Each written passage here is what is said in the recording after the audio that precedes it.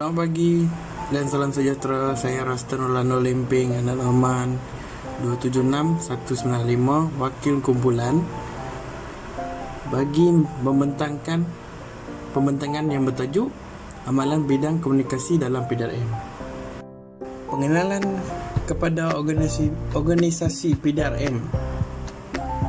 PDRM amat mementingkan penggunaan komunikasi yang lancar agar anggota PDRM dapat menjalankan tugasan harian mereka dengan baik tanpa merosakkan imej dan melakukan kesilapan. Bidang organisasi ini merangkumi amalan-amalan komunikasi yang telus dan berintegriti.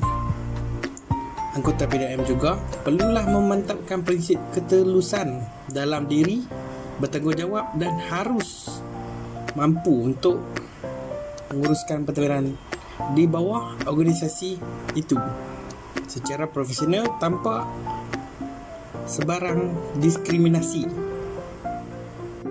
Bidang komunikasi yang dipilih iaitu sistem pengurusan PDRM ianya menekankan lebih kepada pendekatan klasik. Anggota dan pegawai menjalankan tugas melalui arahan-arahan yang telah disampaikan oleh pucuk pimpinan PDRM.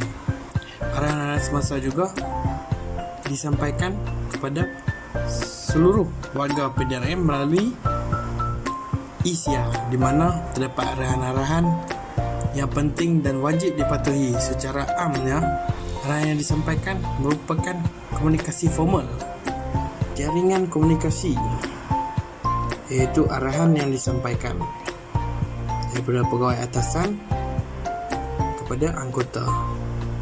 Jaringan komunikasi yang sedia ada di dalam PDRM itu sendiri untuk membentuk aliran komunikasi adalah melalui komunikasi ke bawah.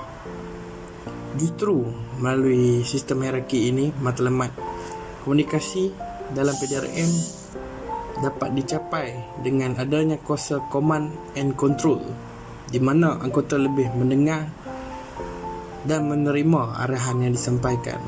Kumpulan ESKDD diwujudkan untuk memantau anggota atau kumpulan yang disilia. Etika komunikasi organisasi. Etika komunikasi ini merupakan tanggungjawab moral dan kewajipan setiap individu ataupun kumpulan. Tidak dinafikan dalam PDRM, khususnya pelatih rekrut di dalam pelapur telah diterapkan nilai-nilai moral apabila berkomunikasi. Setiap anggota yang akan berjumpa dengan pegawai atasan hendaklah mengikut protokol penyampaian komunikasi, di mana anggota bawahan hendaklah memaklumkan kepada penyelia dan penyelia akan memaklumkan kepada pegawai. Amalan-amalan komunikasi dalam PDRM memantapkan pengurusan pentadbiran dan pematuhan standard yang telah digaris dalam panduan PDRM.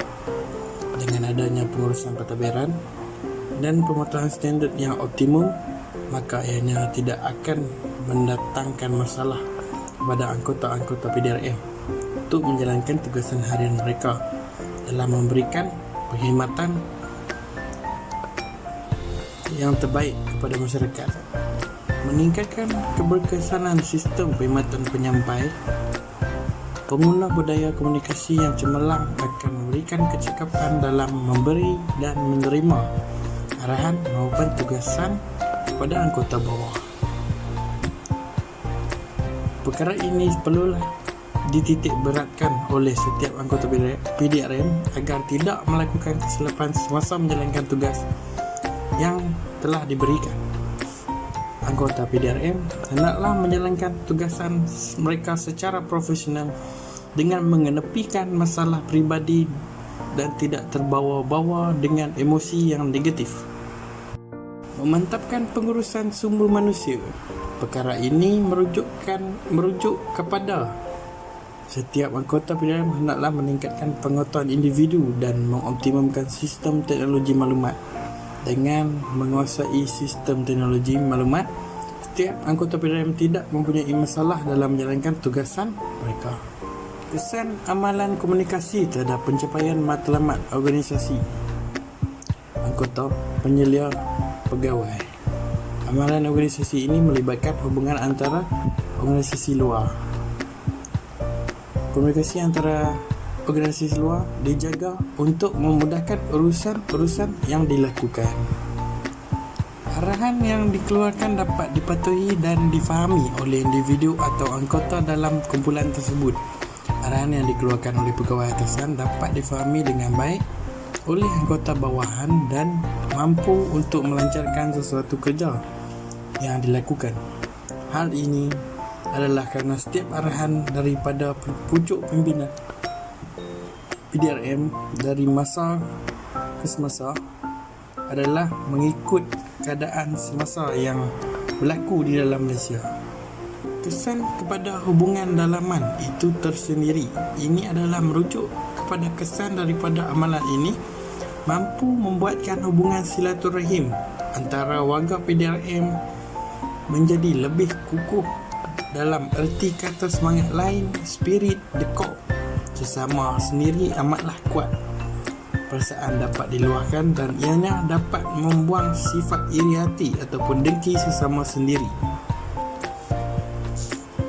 Seperti yang telah dibincangkan, bagaimana amalan komunikasi tersebut boleh ditingkatkan lagi untuk organisasi tersebut ialah kita perlu memperkenalkan strategi latihan, pembelajaran di tempat kerja, analisis organisasi serta penerapan budaya kerja di PDRM dan juga penyeliaan yang berkesan.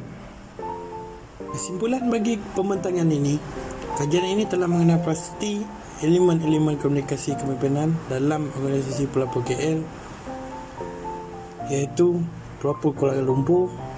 Antara elemen yang terpenting adalah sebagai seorang pemimpin, mereka hendaklah mengamalkan komunikasi kepimpinan yang baik dan merangkumi kepelbagaian kemahiran komunikasi. Sekian pembentangan saya. Terima kasih.